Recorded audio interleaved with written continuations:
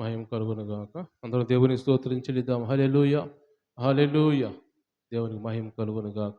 అలా చేరవచ్చిన మీ అందరూ కూడా ప్రభు పరిశుద్ధ నామములో అందరికి వందనాలండి. అందరికి వందనాలు. దేవుడు మిమ్మల్ని దీవించును గాక.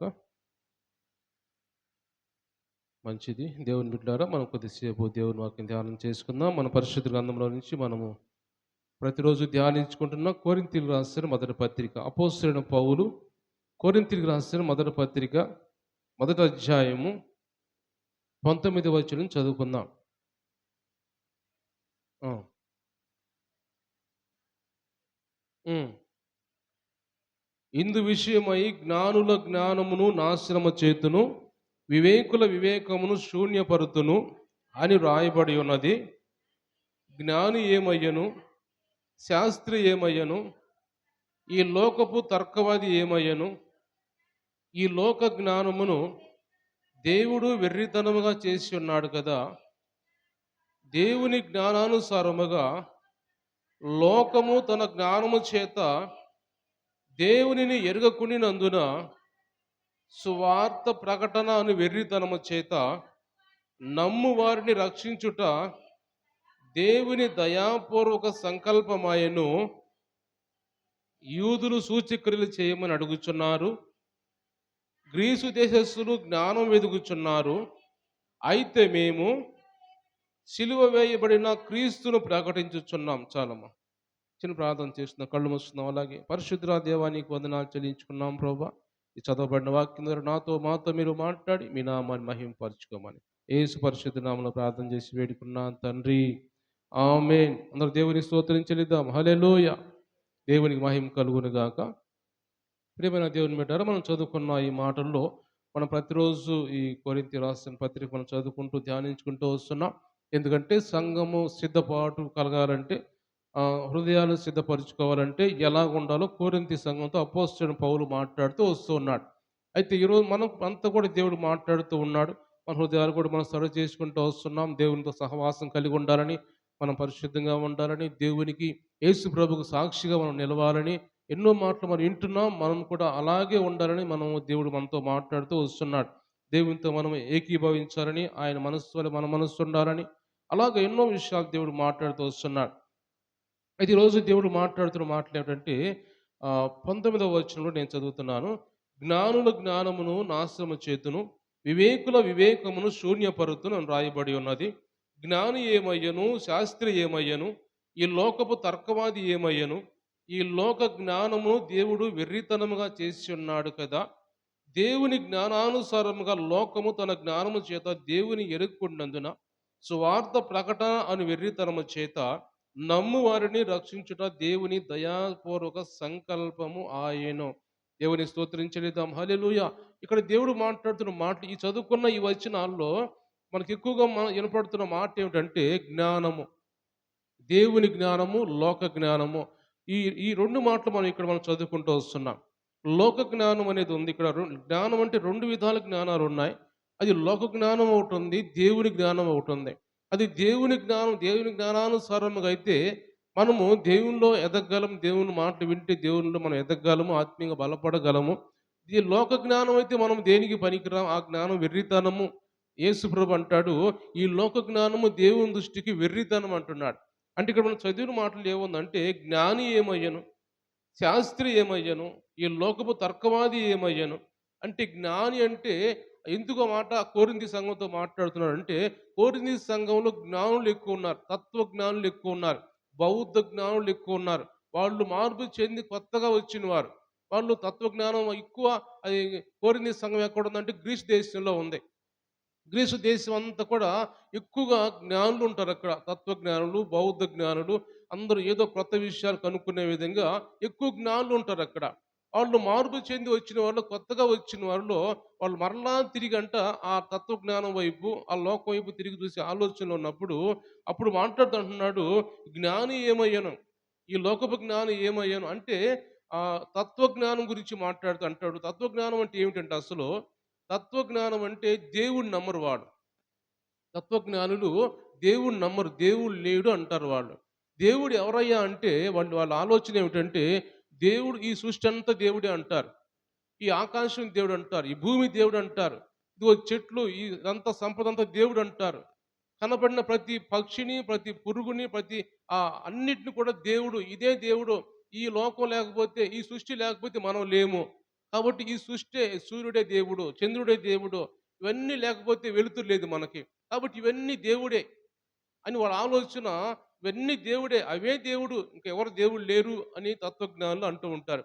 మరొక తత్వజ్ఞానులు మరొక ఆలోచన ఏమిటంటే, ఇంకొకళ్ళు ఏముంటారంటే, రెండో కొంతమంది వాళ్ళేముంటారంటే, మనుషులు మనమే దేవుళ్ళు అంటారు. మనమే ఒక అద్భుతం. మనమే దేవుళ్ళమి. అంటే మనల్ని చూస్తే మనం మన మనం కలుగజేసిన మన మన మనం చూసుకుంటే, మన గురించి మనం ఆలోచన చేసుకుంటే, మనం ఒక అద్భుతాలు మనము. మనిషే దేవుడు అంటారు. అంటే ఎదుటి మనిషిని దేవుడిలాగా పూజించాలి మీరు అంటారు వాళ్ళు. ఎదుటి మనిషే దేవుడు. కాబట్టి వాళ్ళ తత్వజ్ఞాన ఆలోచన అంతా ఏమిటంటే, మనుషులే దేవుళ్ళు అంటారు. ఈ సృష్టి అంతా కూడా దేవుడే అంటారు. ఇంకో వేరే దేవుడు లేడు అంటారు వాళ్ళు. అలాంటి జ్ఞానం గురించి మాట్లాడుతూ, ఆ జ్ఞాని ఏమయ్యాను ఇప్పుడు? ఆ జ్ఞానులందరూ కూడా, ఆ లోక జ్ఞానులందరూ కూడా నశించిపోతున్నారు. ఆ జ్ఞానులందరూ ఏమయ్యారు? శాస్త్రి ఏమయ్యను? శాస్త్రి అంటే మనం చూస్తాం మత్తయి సువార్తలో, మార్కు ఆ సువార్తలు గమనిస్తూ ఉంటాము. శాస్త్రుల్లో, పరిసయ్యులు, యూదుల్లో జ్ఞాని గురించి, ఆ గ్రీసు దేశస్తుల గురించి అంటున్నాడు. శాస్త్రి గురించి ఏమో యూదుల గురించి మాట్లాడుతున్నాడు యేసు ప్రభు. యూదుల్లో శాస్త్రులు ఉంటారు, పరిచయులు ఉంటారు. ఆ శాస్త్రుల గురించి మాట్లాడుతూ, శాస్త్రి ఏమయ్యాను, వారి ఆలోచన ఏమైంది, వారి జ్ఞానం ఏమైంది, అంతా కూడా ఈ లోకం నశించిపోయే జ్ఞానమే కదా అది. ఈ లోకము తర్కవాది ఏమయ్యాడు. ఈ లోకంలో ఉన్న ప్రతి వాళ్ళు కూడా దేవుని ఎదిరించేవారు, వ్యతిరేకంగా ఉన్న వాళ్ళందరూ ఏమయ్యారు? వాళ్ళందరూ కూడా నశించిపోతున్నారు కదా అని మాట్లాడుతూ అంటున్నాడు. దేవుని జ్ఞానానుసారముగా లోకము తన జ్ఞానము చేత దేవుని ఎరుక్కున్నందున సువార్త ప్రకటనను వెర్రితనము చేత నమ్ము వారిని రక్షించుట దేవుని దయాపూర్వక సంకల్పమాయను. నమ్మే వారిని రక్షించడానికి దేవుడికి ఏర్పరచుకున్నాడు. మనం చూస్తాం 18వ వచనం చూస్తాం కదా. సిలువను గురించిన వార్త నశించుచున్న వారికి వెర్రితనము కానీ, రక్షింపబడుచున్న మనకు దేవుని శక్తి. అది నశించిపోతున్న వారు దేవుని జ్ఞానాన్ని వాళ్ళు ఏమనుకుంటారంటే, అది వెర్రితనం అనుకుంటారు. ఎందుకు అలా అనుకుంటారంటే, యూదులు ఎక్కువగా అలా అనుకుంటూ ఉంటారు. దేవుని జ్ఞానం వెర్రితనము అనుకుంటారు. ఎందుకు? ఆ యూదులు దేని గురించి ఆలోచిస్తూ ఉంటారంటే, వాళ్ళు ఎవరో ఒక మెస్సయ్య వస్తాడు మనకి. ఆయన పెద్ద దేవుడు, ఘనమైన దేవుడు ఆయన. ఆ దేవుడు మన కోసం వస్తాడు అని వాళ్ళు ఆ దేవుని కోసం, మెస్సయ్య కోసం ఎదురు చూస్తూ ఉంటారు. వారి ఆలోచన అంతా ఏమిటంటే, ఆ మెస్సయ్య వచ్చేది ఎలా వస్తాడంటే, ఆయన ఒక మంచి గుర్రం వేసుకొని, చాలా కిరీటాలు పెట్టుకొని, మంచిగా ఒక రాజు వలె వస్తాడు. ఒక రాజు వలె లోకానికి దిగి వస్తాడు ఆయన అని యూదులందరూ అనుకుంటూ ఉంటారు. అయితే ఇప్పుడు వచ్చిన దేవుడిని, వచ్చిన యేసు ప్రభుని ఏమనుకుంటారంటే, ఈయన దేవుడు కాదు. దేవుడంటే ఇలా ఎందుకు వస్తాడు? దేవుడైతే ఎందుకు ఇలా సిలువ మీద మరణిస్తాడు? ఇంత తక్కువలో ఎందుకుంటాడు దేవుడంటే? ఇంత హీనంగా ఎందుకుంటాడు? ఇలా మనుషుల చేత ఈడిపించుకొని, కోడలతో కొట్టబడి, ఈయన దేవుడా? ఇలాంటి దేవుడు, దేవుడైతే ఇలా ఎందుకుంటాడు అని యూదుల ఆలోచన అన్నమాట. వాళ్ళ ఆలోచన అంతా అందుకే అంటున్నాడు, ఇలా చంపబడ్డ వారిని గురించి మీరు జ్ఞానం అంటున్నారు, ఆయన జ్ఞాని అంటున్నారు, మీరు వెర్రివారు అంటున్నారు. వాళ్ళు క్రైస్తవులను పట్టుకొని, దేవుని బిడ్డలను పట్టుకొని ఏమంటారంటే, మీరు వెర్రివారు అంటున్నాడు. ఎందుకంటే ఈయన దేవుడు ఏంటి అసలు? ఈయన చెలువు మీద మానించి, ఆ కొట్టబడి ఈడుబడి రాజద్రోహం చేసిన ఆయన్ని ఈయన దేవుడు అంటున్నారు మీరు అని. ఆ ఆలోచన ప్రకారం వాళ్ళు ఏమంటారంటే, క్రీస్తు సువార్తని వెర్రితనముగా భావిస్తారంట వాళ్ళు. ఎందుకంటే ఇప్పుడు కూడా వాళ్ళు నమ్మరు. ఎందుకంటే అది వెర్రితనము. మీరు ఆలోచన అంతా వ్యర్థం. మీ ఆలోచన, ఆయన దేవుడు కాదు వచ్చిన ఆయన. ఇంకొక ఆయన రాబోతున్నాడు. ఆయన కిరీటం పెట్టుకొని వస్తాడు, గుర్రం మీద వస్తాడు. ఆయన వస్తుంటేనే చాలా అందంగా ఉంటది, చాలా భయంకరంగా ఉంటది అని వాళ్ళ ఆలోచన అంతా కూడా, ఆ దృష్టి అంతా అలా ఉంటదన్నమాట. అందుకని దేవుని సువార్త చాలా మందికి వెర్రితనముగా ఉంటది. నశించిపోతున్న వాళ్ళు. నశించిపోతున్న వారికి దేవుని సువార్త వెర్రితనంగా ఉంటది. రక్షించబడుతున్న మనకు దేవుని శక్తి అది. దేవుని స్తోత్రం చెల్లిద్దాం. హల్లెలూయా! కాబట్టి దేవుని బిడ్డలు గమనించినట్టయితే మనం కొన్ని విషయాలు మనం చూసినట్టయితే, అపోస్తలుడైన పౌలు గురించి కొన్ని మాటలు మనం చూసినట్టయితే, ఆయన్ని కూడా ఒక అపోస్తలుల కార్యం మనం చూసినట్టు కొన్ని మాటలు చదువుకుందాం. అపోస్తలుల కార్యములు సరే, అంతకు ముందే మనం ఇంకా ఇంకో మాట చదువుదాం. ఆహ్, యాకోబు పత్రిక మూడో అధ్యాయము. యాకోబు పత్రిక మూడో అధ్యాయం. ఈ లోక జ్ఞానం అనేది, ఆ దేవుని జ్ఞానం అనేది ఎలా ఉంటాయి అని మనం కొన్ని విషయాలు అక్కడ రాయబడి ఉంటాయి. మూడో అధ్యాయము 13వ వచనం చదువుదాం. హ్మ్. హ్మ్. ఆ! ఆ! అయితే మీ హృదయములలో సహింపనలవి కాని మత్సరమును, వివాదమును ఉంచుకొని వారైతే అతిశయపడవద్దు. సత్యమునకు విరోధముగా అబద్ధమాడవద్దు. ఈ జ్ఞానము పైనుండి దిగివచ్చినది కాక భూ సంబంధమైనదియు, ప్రకృతి సంబంధమైనదియు, దయ్యముల జ్ఞానం వంటిదినై ఉన్నది. ఏలయనగా మత్సరమును, వివాదమును ఎక్కడ ఉండునో అక్కడ అల్లరి ప్రతి నీచి కార్యము ఉండును. దేవుని స్తోత్రం చెల్లిద్దాం. హల్లెలూయా. ఇక్కడ దేవుడు మాట్లాడుతూ అంటున్నాడు, ఇక్కడ మీలో జ్ఞాన వివేకము గలవాడు ఎవడు? మీలో జ్ఞానం ఆయన మనుషుల జ్ఞానం గురించి, లోక జ్ఞానం గురించి మాట్లాడుతూ అంటున్నాడు. అది పైనుంచి దిగివచ్చిన జ్ఞానం కాదు అది. అది ఈ లోక జ్ఞానం, మీరు మీరు మీలో ఉన్న జ్ఞానం ఈ లోక జ్ఞానం అది. పైనుంచి దిగి వచ్చిన జ్ఞానం కాదది. ఇది భూ సంబంధమైన జ్ఞానము, ప్రకృతి సంబంధమైనది, దయ్యముల జ్ఞానము వంటిదినై ఉన్నది అని ఇక్కడ దేవుడు మాట్లాడుతున్నాడు. ఎందుకంటే మత్సరము, వివాదము ఎక్కడ ఉండునో అక్కడ అల్లరి ప్రతి నీచి కార్యము ఉండును. అంటున్నాడు ఇక్కడ మత్సరము, వివాదము ఎక్కడ ఉండునో అక్కడ అల్లరి ప్రతి నీచి కార్యం ఉంటుంది. అంటే ఈ లోక జ్ఞానం కలిగిన వారిలో అలాన్నీ ఉంటాయి. ఈ లోక జ్ఞానం కలిగిన వారిలో మత్సరం ఉంటది, వివాదం ఉంటది, అంటే అసూయ ఉంటది, కక్షలు ఉంటాయి. ఇవన్నీ కూడా ఆళ్ళలో ఉంటాయి. అయితే ఇక్కడ మాట్లాడుతున్న పైనుంచి వచ్చే జ్ఞానము, దేవుని జ్ఞానం గురించి మాట్లాడినట్టయితే, దేవుని జ్ఞానము మొత్తం పవిత్రమైందంట, సమాధానకరమైంది, మృదువైంది, సులభముగా లోబడినది, కనికరముతోను మంచి ఫలములతో నిండుకున్నది, పక్షపాతమైన వేషధారునైన లేనిదై ఉంటది.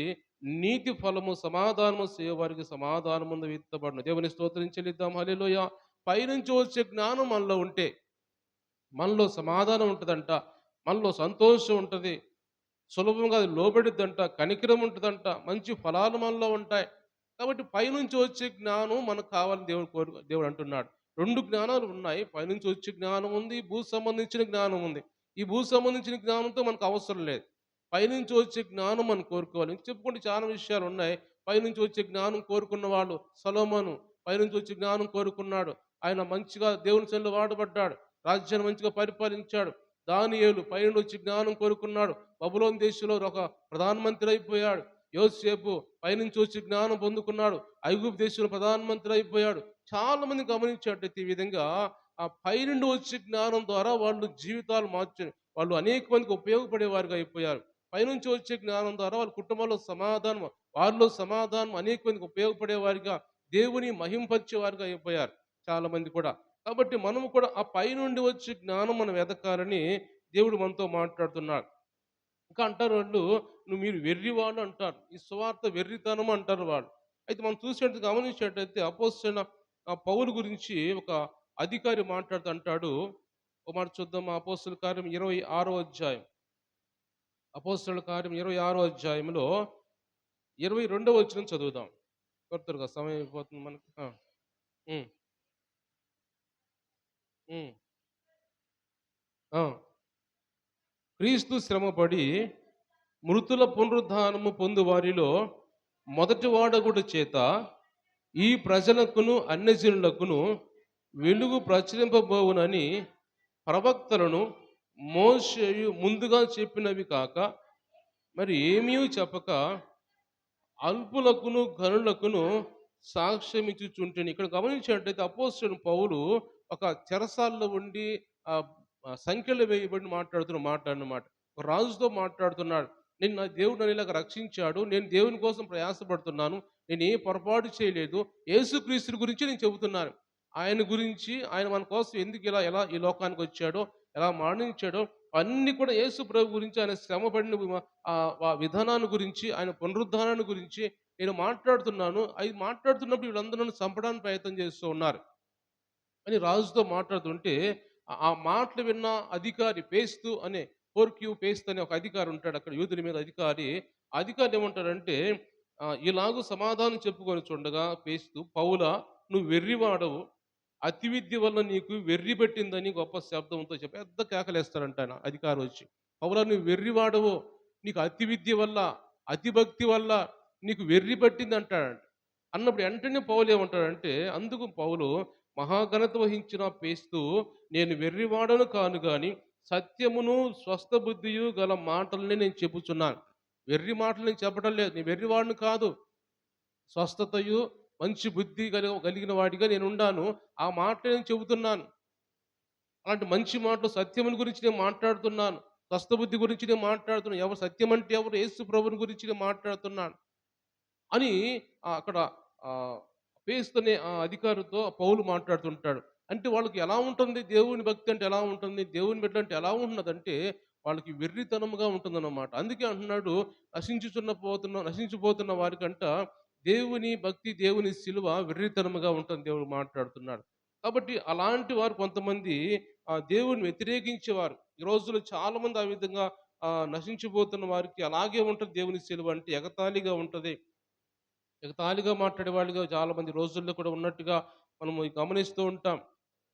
గమనించినట్టయితే ఇంకా మనం చూసినట్టయితే దేవుని వాక్యంలో కొలస్సీలకు రాసిన పత్రిక 2వ అధ్యాయం 3వ వచనంలో కొలస్సీలకు రాసిన పత్రిక 2వ అధ్యాయము 3వ వచనం మనం చూసినట్టయితే బుద్ధి జ్ఞానములు సర్వ సంపదలు ఆయన యందే గుప్తములై ఉన్నవి. దేవుని స్తోత్రం చెల్లిద్దాం. హల్లెలూయా. బుద్ధి జ్ఞానము సర్వ సంపదలు ఆయన యందే అంటే ఆయనలోనే ఉన్నాయన్నమాట. అంటే బుద్ధి జ్ఞానము ఆయన వశము. ఏదన్నా జ్ఞానం కావాలంటే మనం దేవుడిని అడగాలి. అంటారు యాకోబు పత్రికలో మొదటి అధ్యాయంలో అంటారు. నీకు ఏదైనా జ్ఞానం కావాలంటే దేవుడిని అడగండి ఇస్తాడు. ఎందుకంటే జ్ఞానం అనేది దేవుని సంపద అది. ఎందుకంటే దేవుని వాక్యం రాయబడిన మాట కొన్ని మాటలు యెషయా గ్రంథంలో మనం చూస్తే అక్కడ 29వ అధ్యాయంలో ఏమని రాయబడిందంటే మీ తలంపులు నా తలంపులు వంటివి కాదు. నా తలంపులు వేరు, మీ తలంపులు వేరు. నా ఆలోచనలు వేరు, మీ ఆలోచనలు వేరు. అంటే నా జ్ఞానం వేరు, మీ జ్ఞానం వేరు అంటాడు. అంటే ఈ లోక జ్ఞానం వేరు, నా జ్ఞానం వేరు. కాబట్టి మీ తలంపులు వేరు, నా తలంపులు వేరు. నా తలంపులు ఎలా ఉంటాయంటే భూమికి ఆకాశం ఎంత ఉన్నతంగా ఉందో అంత ఉన్నతంగా నా తలంపులు ఉంటాయి. అంటే ఈ దేవుని తలంపులు ఎవరికీ అర్థం కావు. ఆయన ఆలోచనలు, ఆయన తలంపులు ఎవరికి అర్థం కావు. ఆయన ఏం చేస్తాడో ఆయనకే తెలుసు కానీ మానవులకు తెలియదు. అంటే ఆయన జ్ఞానం అంత ఉన్నతమైన జ్ఞానం అది. ఒక మాట మనం గమనించినట్టయితే ఎంత జ్ఞానం కలిగిన వాడు దేవుడు యేసు ప్రభువు అని గమనించినట్టయితే ఆదికాండం మొదటి అధ్యాయంలో అంతా మనం చదువుకుంటూ ఉన్నట్టయితే ఆయన జ్ఞానం ఎలాంటిదో గమనించవచ్చు మనం. ఎందుకంటే ఆదికాండం మొదటి అధ్యాయంలో ఆయన కలుగజేసిన లోకాన్ని కలుగజేసిన విధానాన్ని, లోకంలో చెట్లు కావచ్చు, పక్షులు కావచ్చు, జంతువులు కావచ్చు, ఈ సృష్టిలో లేదా సూర్యుడు కావచ్చు, చంద్రుడు కావచ్చు, నక్షత్రాలు కావచ్చు, భూమి కావచ్చు, ఆకాశం కావచ్చు, సముద్రం కావచ్చు, ఇవన్నీ కూడా ఆ సృష్టించిన విధానాన్ని గమనించినట్టయితే ఎంత జ్ఞానవంతుడు యేసు ప్రభు దేవుడు అని మనం ఆలోచన చేయొచ్చు. అంతకంటే మనం గమనించినట్టయితే కొన్ని కొన్ని మాటల్లో అంటారు, దావీదు అంటాడు, అయ్యా నువ్వు నన్ను కలుగజేసిన విధానాన్ని చూసుకుంటే నాకు ఆశ్చర్యం కలుగుతుంది అంటాడు. నన్ను కలుగజేసిన విధానం నన్ను నన్ను చూసుకున్నప్పుడు నాకే ఆశ్చర్యం కలుగుతుంది. అంటే ఎంత జ్ఞానం కలిగి మనిషిని తయారు చేసాడు దేవుడు. ఎంత ఆలోచనతోటి ఎంత జ్ఞానం కలిగి ఏ ఏ కాలు ఎక్కడ ఉండాలి, చెయ్యి ఎక్కడ ఉండాలి, తల ఎక్కడ ఉండాలి, ఈ అవయవాలు ఎక్కడ ఉండాలి అన్నీ కూడా దేవుడు కలుగజేసిన విధానాన్ని ఇవన్నీ మనం గమనిస్తే ఎంత జ్ఞానవంతుడో దేవుడు. అందుకంటున్నాడు బుద్ధి జ్ఞానము సర్వ సంపద నా యందే గుప్తమై ఉన్నవి. అంటే ఆయన దగ్గరే ఉన్నవి. అది ఈ లోక జ్ఞానం కాదు కానీ ఆయన ఇచ్చే జ్ఞానం మనకి. అందుకే అంటున్నాడు పౌలు అంటున్నాడు, కాబట్టి నేను ఆ సిలువను గురించి ఆయన గురించి నేను ప్రకటిస్తున్నాను. ఆ జ్ఞానాన్ని గురించి నేను మాట్లాడుతున్నాను అని అపోస్తలుడైన పౌలు అంటాడు. మనం చూసాడు ఆ మాట చదువుకొని ముగించుకుందాం. యూదులు సూచక చేయమని అడుగుతున్నారు, గ్రీసు దేశస్తులు జ్ఞానం వెదుగుచున్నారు. అయితే మేము సిలువ వేయబడిన క్రీస్తును ప్రకటించుచున్నాము. ఆయన యూదులకు ఆటంకముగాను అన్ని జనులకు వెర్రితనముగాను ఉన్నాడు కానీ యూదులకి ఏమి, గ్రీసు దేశస్తులకి ఏమి, పిలువబడిన వారికే క్రీస్తు దేవుని శక్తియు దేవుని జ్ఞానమై ఉన్నాడు. దేవుని స్తోత్రం చెల్లిద్దాం. హల్లెలూయా. పిలువబడిన వారికే. పిలువబడిన వాళ్ళు ఎవరైతే ఆ రోజుల్లో గమనించినట్టు కొన్ని కొన్ని సందర్భాలను బట్టి మాటలు మారుతూ ఉంటాయి. కొన్ని మనం ఆ సువార్తలు చూసినట్టయితే పిలువబడిన వారు చాలామంది ఉన్నారు కానీ ఏర్పరచబడిన వారు కొద్దిమందే ఉన్నారంటాడు. అంటే రక్షించబడిన వారు కొద్దిమందే, పిలువబడిన వారు చాలామంది ఉన్నారు. అయితే ఇక్కడ గమనించి కొరింథీ పత్రికలు చూసినట్టయితే వాళ్ళు పిలువబడిన వారు ఎవరు అంటే వాళ్ళు అన్ని జనులు కాబట్టి అన్ని జనుల్లో పిలువబడిన వారి గురించి మాట్లాడుతూ దేవుని చేత పిలువబడుతూ అంటే వాళ్ళు అభివృద్ధి చెందుతూ ఉన్నవాళ్ళు వాళ్ళు. అభివృద్ధి చెందిన వాళ్ళు కాదు. పూర్తిగా రక్షణ పొందిన వాళ్ళు కాదు కానీ, అభివృద్ధి చెందుతూ ఉన్నవారంట ఈడ కొరింథీ సంఘం అంతా కూడా. కాబట్టి మీరు పిలువబడిన వారికే రక్షణ. పిలువబడిన వారికి క్రీస్తు దేవుని శక్తి, దేవుని జ్ఞానమై ఉన్నాడు అంటున్నాడు. కాబట్టి ఆయనే పిలువబడిన వారికి శక్తి, జ్ఞానమై ఉన్నాడు. కాబట్టి అలాగా మనం కూడా పిలువబడిన వారిగా ఉన్నాం దేవుని సన్నిధిలో. పిలువబడిన వారికి దేవుడు మనల్ని పిలుచుకున్నాడు, మనల్ని మార్చుకున్నాడు, వచ్చాం. కాబట్టి మనం కూడా దేవుని సన్నిధిలో ఇంకా అభివృద్ధి చెందుతూ ఉండాలి. అభివృద్ధి చెందామని ఎవరు అనుకోకూడదు. ఎందుకంటే మానవులంటే మనం బ్రతికినంత కాలం మనం దేవుని సన్నిధిలో అభివృద్ధి చెందుతూనే ఉండాలి. నేర్చుకుంటూనే ఉండాలి. ఎంత పెద్ద దైవజనులైనా కానీ అనేకులు నేర్చుకుంటూనే ఉండాలి దేవుని సన్నిధిలో. ఎందుకంటే మనకు తెలియవు. బైబిల్‌లో ఒక మూల కూడా మనకు తెలియదు. ఏమి మనకు తెలీదు. ఆయన ఏదైనా ఆలోచన ఇస్తే మనం మాట్లాడగలం గానీ, మనం తెలుసు అంత అయిపోయింది అన్నీ నేర్చుకున్నాను అని ఎవరు కూడా మాట్లాడకూడదు. ఎందుకంటే మనం అభివృద్ధి చెందుతూ ఉన్నాం దేవుని సన్నిధిలో. ఒకరోజు దేవుడు రాబోతున్నాడు. రెండో రాకడ రాబోతుంది. ఆ రాకడొచ్చే వరకు మనం అలాగా ఆత్మీయంగా అభివృద్ధి చెందుతూ ఉంటే, ఆ రోజు మనం పరిపూర్ణంగా మనకి ఘనతనిచ్చి, మహిమనిచ్చి మనల్ని ఆయన తీసుకొని పోతాడని దేవుని వాక్యాలు రాయబడి ఉన్నాయి.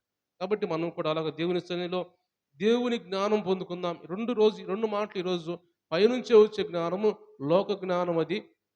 ఈ లోక జ్ఞానము, పైనుంచి వచ్చే జ్ఞానం 2 జ్ఞానాలు ఉన్నాయి. కాబట్టి ఈ లోక జ్ఞానం మనకు అవసరం లేదు. ఈ లోకం నశించిపోయిద్ది. అది దేవుని దృష్టికి వెర్రితనం అది. మనం పైనుంచి వచ్చే జ్ఞానం మనం కోరుకుంటే, దాని ద్వారా మనం చెప్పుకున్నాం కొంతమంది సొలొమోను గురించి, దానియేలు గురించి, యోసేపు గురించి కొంతమంది చెప్పుకున్నాం. అలాంటి వారు ఎలాగైతే పైనుంచి వచ్చి జ్ఞానం పొందుకొని వారు దీవించబడ్డారో, ఆశీర్వదించబడ్డారో, అనేక మంది దీవెనకరంగా, ఆశీర్వాదకరంగా ఎలా మారారో, మనము కూడా అనేక మందికి మారిపోయిన మన కుటుంబానికి, మన సంఘానికి, మనం ఉన్న ప్రాంతాల్లో ఆశీర్వాదకరంగా మారాలంటే, ఆ దేవుడిచ్చే జ్ఞానం మనం పొందుకోవాలి. కాబట్టి ప్రభా మీ జ్ఞానం నాకు కావాలయ్యా. మీరిచ్చే జ్ఞానం నాకు కావాలి. ఈ లోక జ్ఞానం నాకొద్దు. మీ జ్ఞానం నాకుంటే నేను అభివృద్ధి చెందుతాను. ఆత్మీయంగా బలపడతాను నేను. అని మనం దేవుని దగ్గర ప్రార్థన చేసి ఆ జ్ఞానం పొందుకుందాం. దేవుడి మాటలు దీవించి ఆశీర్వదించునుగాక. కళ్ళు మూసుకుందాం అందరూ కూడా ప్రార్థన చేసుకుందాం. దేవా ఈరోజు మాతో మాట్లాడిన దేవా నీకు వందనాలు. ఆ జ్ఞానం గురించి పైనుండి వచ్చే జ్ఞానం అని ఒకటి ఉందని ప్రభా. ఈ లోక జ్ఞానము, దయ్యము జ్ఞానమని, అది భూ సంబంధమైన జ్ఞానం అని